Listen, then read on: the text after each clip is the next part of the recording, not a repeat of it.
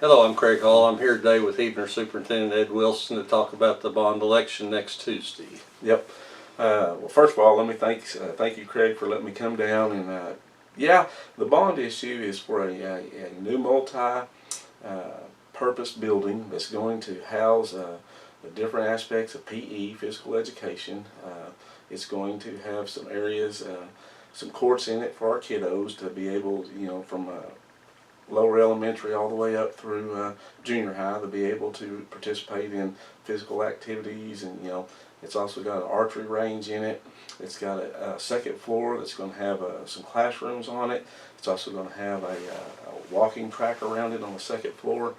It's just a multi-purpose building that's going to give us increased area, but for these kids, because we now have different opportunities. We have more opportunities than we've had.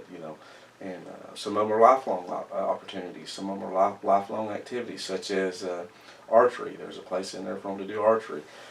Cheer's now competitive. They need a place for their mats. To where they can go. It's going to have some seating in it. But if we do have lower elementary basketball games in there, well, parents and fans can come watch. I think it's a 500 seat capacity. It's not to replace our existing high school gymnasium. The main gym is what we call it. It is simply designed to give us this extra space and to, because of growth and whatnot. But also, it's just more along that we've increased opportunities, we've increased different activities, we've got more students that are doing different things, trying to give them an area. The cheerleading, for instance, again, I go back to it. It's a competitive sport now, and so they need a place to practice. They need a time period to practice, and they need a place to practice. And so that's what this is. That's what this bond is about. Plus, it gives you 3 classrooms for basically online education. That's correct. It'll have a little bit more. It'll have better infrastructure on the technology side of it. For us to.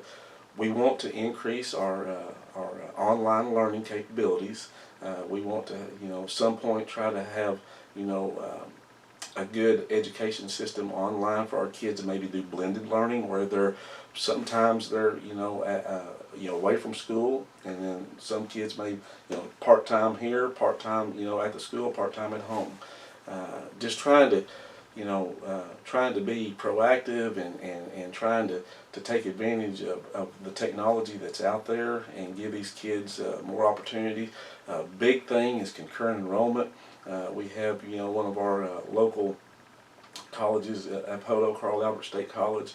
They've been very, very good about working with Heavener students along with the rest of the county in concurrent enrollment classes, to where those kiddos, junior, senior year, they may walk out with 15 hours, of concurrent college coursework. And so, if we can expand those type of opportunities, and provide them a place, then that's just a benefit to the future of our kids as well. Right. Plus, it also has a new dressing room for football, which is something really needed, along with soccer dressing rooms and a concession stand for the visitors. Yes, it does. On that design, the architect, is trying to incorporate, one structure to meet, a host of needs, a lot of the needs, for instance, like on the dressing facilities, yes, we would like to see, better dressing facilities, for our kids, for our students. And and then like the concession stand, we have the one concession stand in Harvey Stadium. It's located in the northwest corner up there, and so and it's good. I mean, don't get me wrong, it's good. There's no flow to it though. It's one way in and then the same way back out. When I'm in the press box, announcing the football games and whatnot, if I do need to to go down to the restroom facility, or if I need to go to the concession stand, it's kind of hard to get down in there, as it is with anybody at halftime, because not only do you have your hometown crowd, but you also have the visitors over there as well. And so the design that they incorporated into this building is to alleviate part of that by having our visitors have their own concession side with their own concession. Now, the beauty of the design through the architect has been that not only does that concession stand service the visiting crowd during football season, but when we have some kind of event inside the new center, that concession stand services those Right. spectators or those visitors as well, plus the restroom facilities. So it does double duty. You know what I'm Right. saying? It does double duty. What is the projected time frame for construction? Well, he's gave us a few different times, of course it depends on, obviously if it passes, you know what I'm saying, and then if it takes a little bit of time to sell those bonds and to get the capital, and so, he never has gave us a hard and fast time as to, as for a completion time, but they think, of course there would be some demolition that would have to take place, and I think the one thing that, is something, what are they going to do in the interim, so and that's one of the things that's kind of sticking on that.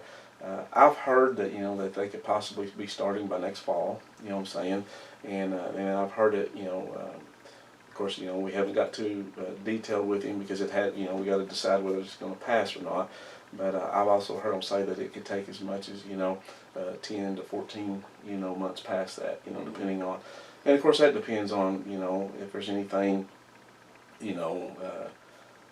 I think one of the major things that they're going to look at, is if they move it, where they're going to move it. The city's been gracious enough to help us with that road, where we could actually take that. So that was a big hurdle to cross as well.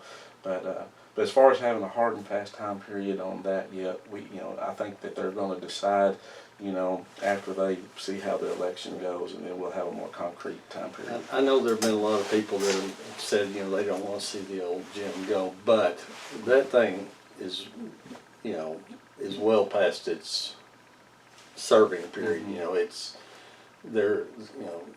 The roof has had problems with and bats and everything else. So we don't. Everybody hates to see something like that go, but it's time for it. And yeah, we've actually. At the school, we hate it as well. You know what I'm saying?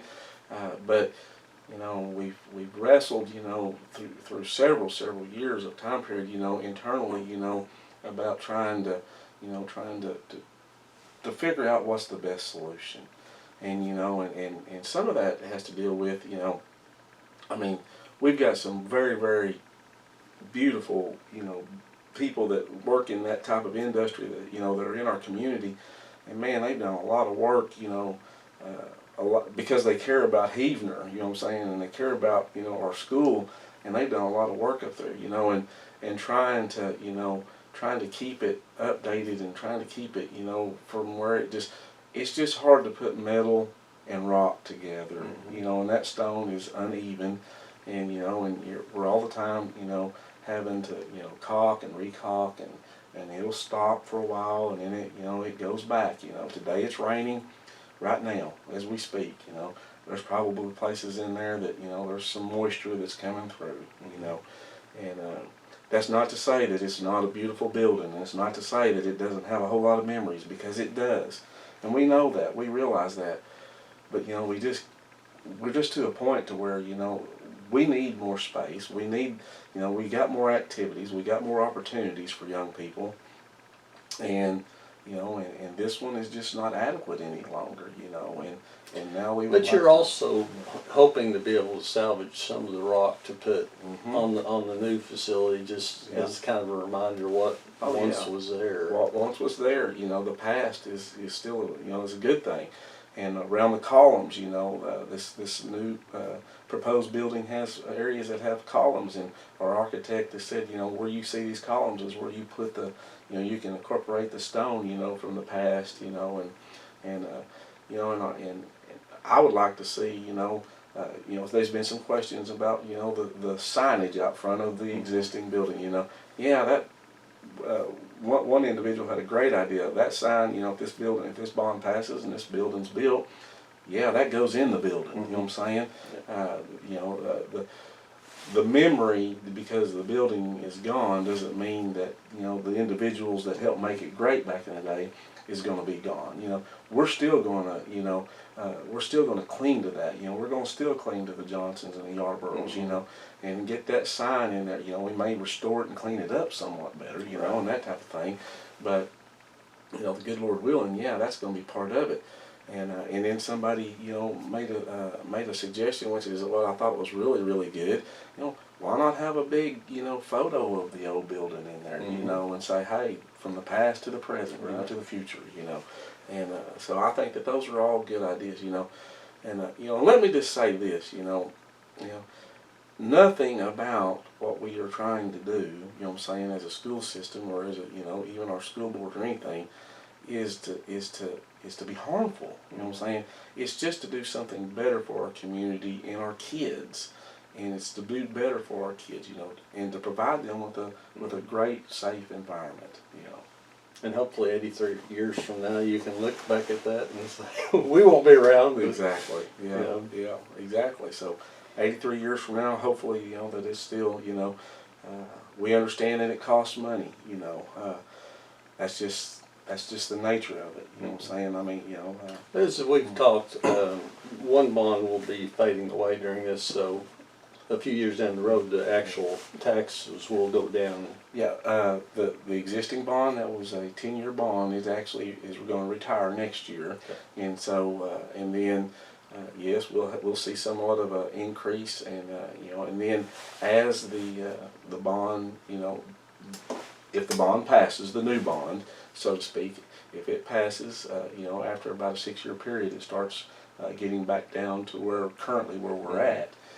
It'll be somewhat higher, I think about a half, 75%, something like that. I don't have that in front of me, but it'll be somewhat higher, but it's a larger amount of money, right. So it's to be a little bit. But anyway, you know, and we understand the fact that we're asking the taxpayers, you know, we're asking a lot from them, you know. But it's also something that the school really needs. It's something that's needed. And I can tell you, in 26 years, I've seen this district ask. This would be the third time, you know, that I can remember, you know, them asking for a bond. And, you know, and so, you know, now they may have, when I was in a classroom, they may have asked, you know, and, you know, when I was a younger teacher, but I think that this is the third time that I can remember this district asking for a bond. Do you know? Does that sound about right? That sounds yeah. And so, but that tells me, though, that even if it was, you know, 3 or 4 times, you know, that tells me that, you know, the people in the school system and in the school setting are not going to ask unless they think it's something that is needed. Right. You know what I'm saying? It's not going to be, you know, it may look, you know, like a luxury, but I can tell you, though, you know, when the kids are having to go, you know, to and fro, you know, and then you got different, you know, activities, you know, I mean, archery was really budding, I mean, it was really moving, it was growing, it was going, you know, and then, you know, we had you know, softball in one area, you know, in the same facility. We had softball in it, you had archery in it, you know, you had golf in it, you know, and all those, you know, different activities in one space. And so, you know, that causes some concern, right. You know, and so, you know, but, you know, that's one thing that I would want the voters to really, truly understand, you know, is that the hearts of, you know, the school board and the hearts of, you know, of your school administration and the hearts of, you know, is just to get something that's going to be really good for the kids, you know, to meet some needs and to make sure that, you know, that we can have a good, you know, good environment. Right. And there's some confusion out there I've seen where people say, why don't we go fix the water first? But what people don't realize is that's a totally different entity. The school and the city are totally different things, where the school gets its income mainly from property taxes, while the city gets it from sales tax. That's correct. Yeah, yeah. There has been, you know, I think a little bit of confusion on that, but you know, and you know, I know that our community, you know, has had some, you know, we've got new, you know, new highway out here, you know, and there was some, you know, and then, Then we got the water, going on, and that's moving in the right direction. And so, there's just a lot of positive things for our community that's moving in a positive direction. And we don't want this to be something that's, not positive by any means. We want this to be a positive impact on our community as well, for the generations to come, that's behind us.